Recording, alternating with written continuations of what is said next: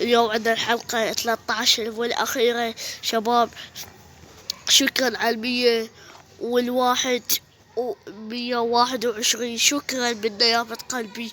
ومحمد هسه يجيكم شباب هاي الحلقة الأخيرة ونزيلكم ماينكرافت الأصلية شباب.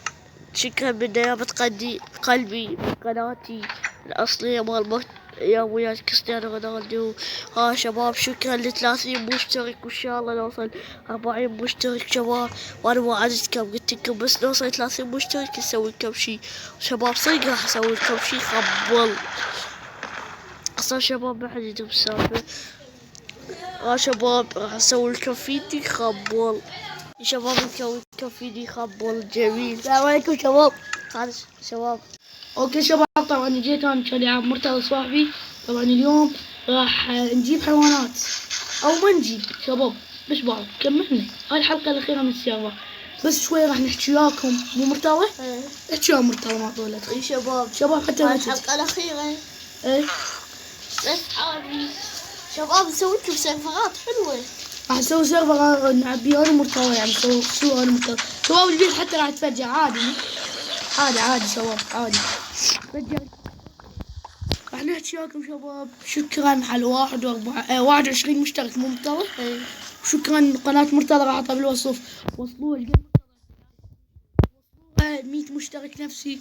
وحلقة أخيرة بدنا بس نحكي وياكم. كملت أنا كل شي يا شباب. لايك واشتراك. وصلوني 200 مشترك يا شباب. وطبعا السيارة رايح خلاص. هاي الحلقة الأخيرة اللي هي 13. اوكي شباب لايك واشتراك طبعا. ومرتضى يريد يحكي وياكم فد، يعني يريد بس توصلونا 200 مشترك يلا احكي لهم شباب. انا يعني كل ساعة عباي ما توصلون حتى يمنتج شباب والله كلها مقاطع مونتاج.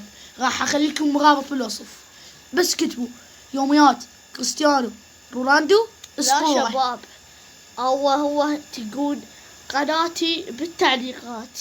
طب بالتعليقات راح احطها بالوصف شباب. اوكي شباب.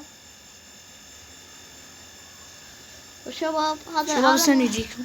اوكي شباب طبعا مرتضى راح وهاي وراح ننهي المقطع. اوكي وصلنا نهاية الحلقة. لا عجبكم لايك واشتركوا وتفعيل الجرس والتنبيهات. ومع السلامة. هاي الحلقة الأخيرة اللي هي 13. بيس انتظروا الحلقة الجاية. مع السلامة باي باي.